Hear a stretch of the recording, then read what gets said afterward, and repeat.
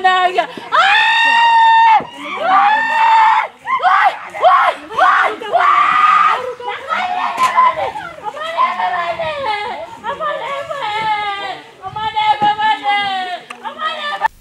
Wiki mbili zilizopita mzee aliniambia kuna watu wanamtishia. Na hao watu wenye alitaja ni walikuwa watu wa familia. Baadaye kuna baraza ilimalizwa kaitwa hapa ya chief na sub chief. Kila mtu akaambiwa aongee mambo yake. Ikawa kuna vijana wezi wanasumbua hapa. Na hao wamejitoa. Hao ndio security. Sasa walikuwa wanamtishia. Wanamwambia akimpata watamuua. Anaamka saa 11 ama saa 10:30 anakamua. Maziwa yake huwa anapeleka dairy. Sasa leo aliamka late. Aliamka kitu saa 11. Akakamua. Akarudi kwa nyumba kushughulika kuvaa jacket. Ilikuwa karibu saa 11:30. Akaondoka. Hata hakukaa muda mrefu. Nikasikia mtu anabisha mlango. Wakina nani wako hapa? Nikamwambia ni mimi, Arukayuka amepeleka maziwa. Akaniambia wewe toka, nauliza nani kwa hii nyumba. Nikamwambia ni mimi. Wewe toka, wanasema Aruka gari imemgonga kwa madara. Polisi inataka kubeba.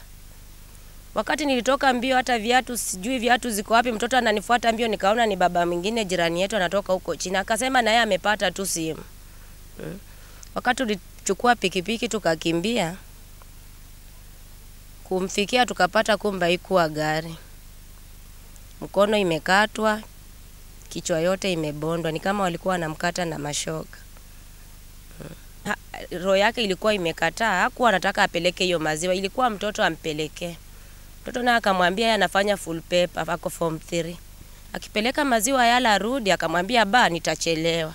Peleka tu leo peke yake, lakini mimi kesho nitakupelekea. Akamwambia nilikuwa nataka kupumzika. Akamwambia ba acha tu nitakupelekea kesho. Ndiye akafunga maziwa yake, ndiye akatoka. Mimi hata sijui nitaanzia wapi. Yeye ndiye mwenyewe anajua vile watoto wake wanasoma, wanakula.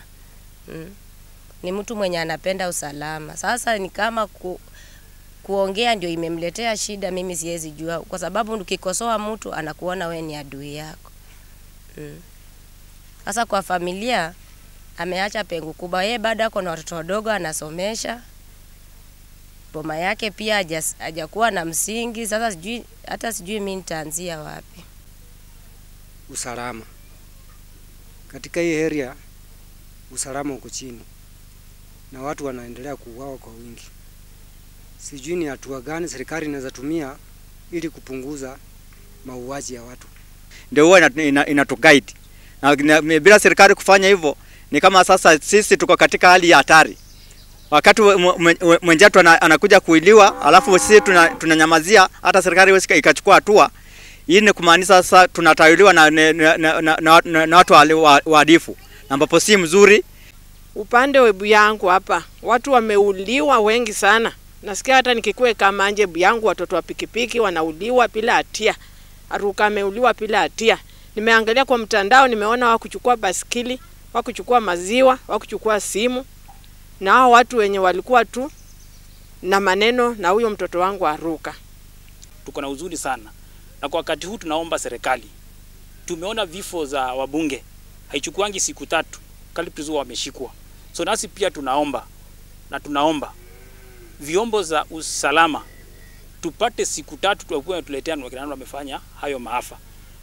Na wakituletea tutashukuru na tuendelea kufanya kazi pamoja na wao. Lakini wakituangusha raundi hii, nasi pia kama wananchi itabidi tukae tujilinde wenyewe. Kutazama nikapata wiki jana amekatakatwa kwa kichwa kabisa, karibu panga karibu 6-7. Na kisha baadaye wakakata tena na soka. Na kijana alipokaguliwa pale penye alikuwa alikatwa, na kisha wakakata paka mkono yote wakatoa. Alafu hawakugusa chochote kwa mwili wake.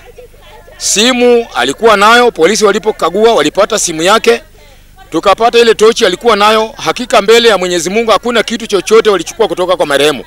Ila walitaka tu uhai wake, jinsi walikuwa wameamua watatekeleza, na ndivyo wametekeleza.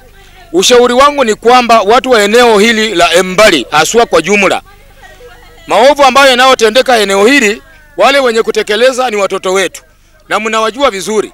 Na msipojitokeza na muweze kuongea kwa sauti moja, hakika mimi naona area hii ya kwamba vijana wetu wataisha. Kusema kweli, polisi wanajaribu kujisasiti, wanajaribu sana, lakini majangili pia nao pia ni watu wako na akili. Wengine ni watoto wamesoma vizuri, alafu wameingilia hiyo kama kazi. Wana time polisi, wakati polisi wanaenda change over, nao wanaingilia kufanya uhalifu. Saa zingine wanaangalia weather, wakiona weather iko kidogo kama ya mvua na polisi hawezi kuwa katikati ya mvua, basi wana take advantage. Sasa wale majangili walipoona majina zimeanikwa, ndio most likely wamepanga hii kifo. Lakini hatutachoka kupambana nao kwa sababu these are wanted people, they are wanted criminals na wanajulikana. Kwa hivyo ni kitu yenye imeshika, ni msisimuko imeshika kila mtu, kuanzia kwa vijana mpaka wazee. Lakini unapata kwamba kwa sababu hii ni kazi inafanyika na vijana a group, ile 100% secrecy haiwezi kuwa. Tuna wengine wale watajitokeza kusema fulani ndiye alisifanya hii. Kama huyu amekuwa victimized kwa sababu wengine wanasema yeye ndiye alikuwa anasema majina zile za wahalifu wale waliandikwa.